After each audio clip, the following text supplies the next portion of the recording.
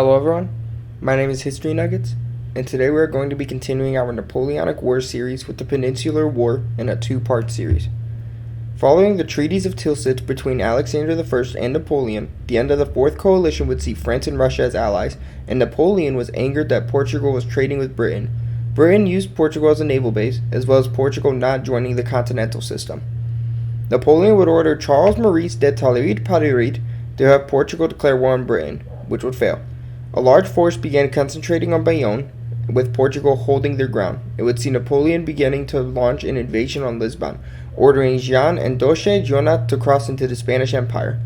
France and Spain also signed the Treaty of Fontainebleau, planning to carve up Portugal, as well as sending Spanish troops into Portugal.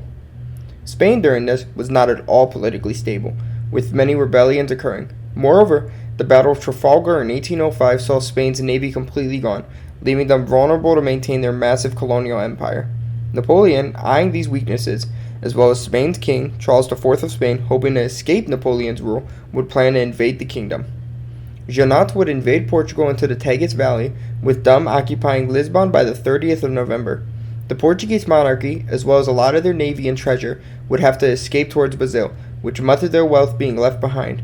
The Portuguese Legion would be formed, with Jonat handling much of their rebellions. A lot of the French divisions would begin occupying Spanish lands, such as Navarre and Catalonia, which prompted a Spanish freakout. Godoy would then pull Spanish troops out of Portugal, and Barcelona would begin getting sieged. Joachim Murat would become head general of the French armies in Spain, and on the 24th of February, Napoleon declared himself not a friend of Spain no longer, and Charles IV would abdicate for Ferdinand VII, which would not even matter, because Napoleon gave Junta de Gobierno to appoint Napoleon's brother Joseph the king. Spanish citizens began rebelling, and guerrilla warfare would begin in all Spanish provinces, Portugal joining a month later in these rebellions. French detachments would begin massacring populations, but revolts would never, ever stop. Conventional warfare would also begin, with many Spanish militias taking on French armies, sometimes even winning. With the rise of the Fifth Coalition, British intervention would begin in the peninsula. With 15,000 troops, Britain would enter Portugal under Sir Arthur Wellesley, also known as the Duke of Wellington, pushing back the French and winning at Vermiro. Wellesley would be replaced by Sir Howard Dumfries for this front, who would see 13,000 men enter the nation, giving them more armies. Napoleon, seeing all of this, began personally going to Spain, with him demolishing the Spanish lines, with them all abandoning Madrid on November 1808. The British armies under Sir John Moore would advance deep into Spain, hoping to fight Napoleon. Napoleon would then encircle the British forces, with them having to escape at Corunna, where Moore would die. The French would occupy much of Spain, but would have to leave due to the Fifth Coalition. The fall of Zaragoza would open up in 1809, with the Spanish resisting extremely hard, even burning their own homes. The First Madrid offensive would also occur, with the Spanish troops signing a treaty of alliance with Britain on the 14th of January. The Spanish would lose twice attempting to enter Madrid, however. Galicia would be liberated after the Spanish victory at Vido, and the French would advance into Catalonia, winning at Valls.